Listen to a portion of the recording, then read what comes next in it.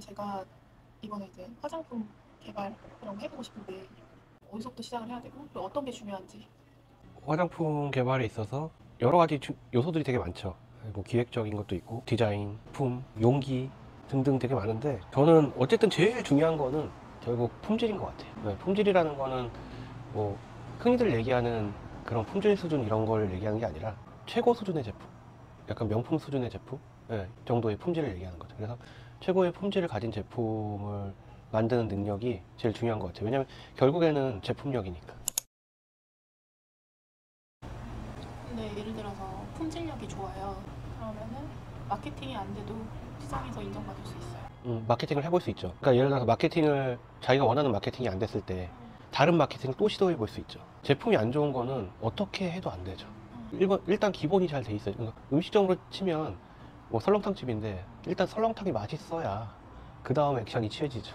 그러니까 마케팅을 해서 사람을 끌고 들어와도 재구매가 이루어지고 그 설렁탕 집을 다시 와야 되니까. 근데 뭐 마케팅을 갖다 막 돈을 엄청 많이 써서 사람을 한 번 사게 만들 수는 있거든요.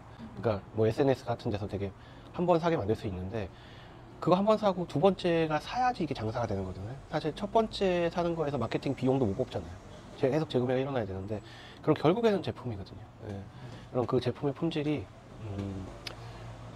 제 기준에 있어서는 거의 명품 수준까지 와요. 여러분들이 많이 아시는 그런 뭐 샤넬, 에스테 로더, 크리스찬 디or 이 정도 급은 와야지.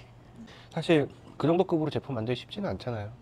예, 그런 거가 이제 개발자의 능력이죠. 그런 걸 많이 만들어 본 사람들, 또 그런 걸 많이 만들어 본 공장들, 예, 그런 데랑 같이 다 일을 해야 되는 거죠. 예.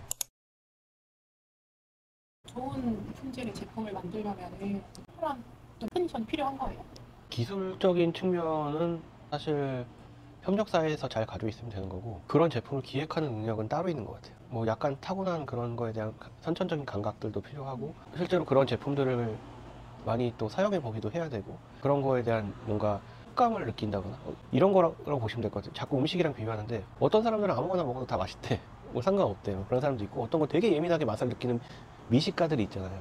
미식가들은 되게 세부적인 음식의 세부적인 부분까지 다 들어가서 느끼잖아요. 화장품도 마찬가지예요. 그러니까 그 세부적인 되게 아주 미세한 차이 그걸 느끼는 사람들이 있어요.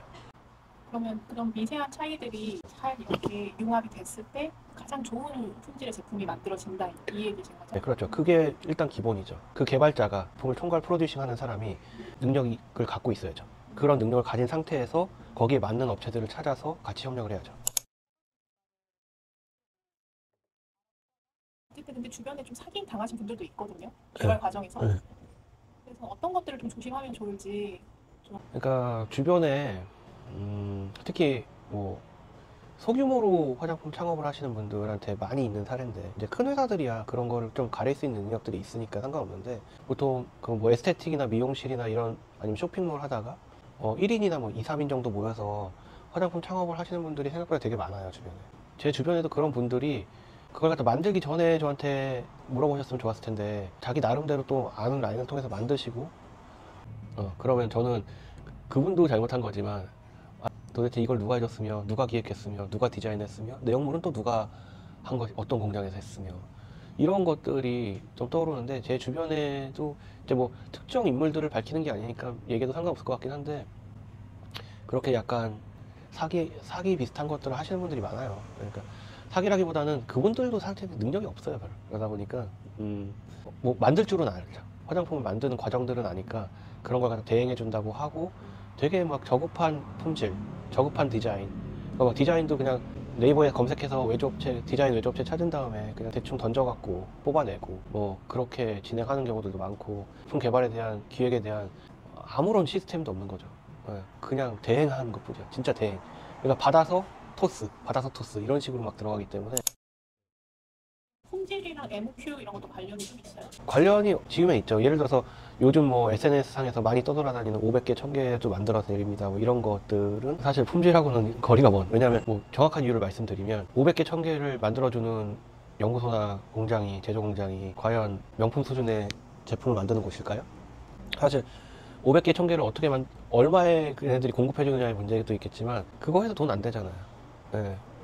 그러니까 진짜 잘 나가고 좋은 제품 만드는 데서 500개, 1000개를 할 수가 없어요. 왜냐 제품 공장 라인이 한정돼 있는데 그런 제품 어떻게 만들어요? 예. 실제 개발단에서 거기에 맞는 디자인을 하고 기획을 해내고 거기에 맞는 부자재를 선정하고 그걸 갖다가 진짜 오차 없이 품질 수준을 갖다 올리고 이런 거는 완전 다른 얘기거든요. 사실 1차적으로는 그런 걸 도와주는 사람 아니면 그 도와주는 업체의 실력이 있어야 된다. 그 실력이 검증돼야 되는데 보통은 그냥 대충 제조업체에서 일하다가 나와갖고 자기 뭐 여기서 10년 일했다 뭐 어느 회사에서 10년 일했다 다들 알만한 회사에서 사실 근데 사람들은 그 회사를 신뢰해서 그 사람한테 뭘 하겠지만 그 회사 자체가 뭔가를 기획해내거나 뷰티 트렌드에 맞는 제품을 만드는 회사들이 아니라 그냥 생산 인가공 업무를 대행하는 결국 그런 회사에 불과하잖아요. 그런 데서 나와서 뭐 내가 거기 출신이라 하겠다 뭐 이런 것들은 사실 실패 사례가 훨씬 많은 것 같아요. 진짜 이거는 좀 그런 걸 잘하는 사람들을 어떻게든 찾아내서 전문가의 도움을 받아야 된다. 하지만 그 전문가는 진짜 전문가여야 된다. 전문가 행세를 하는 사람을 만나서는 안 된다는 거죠.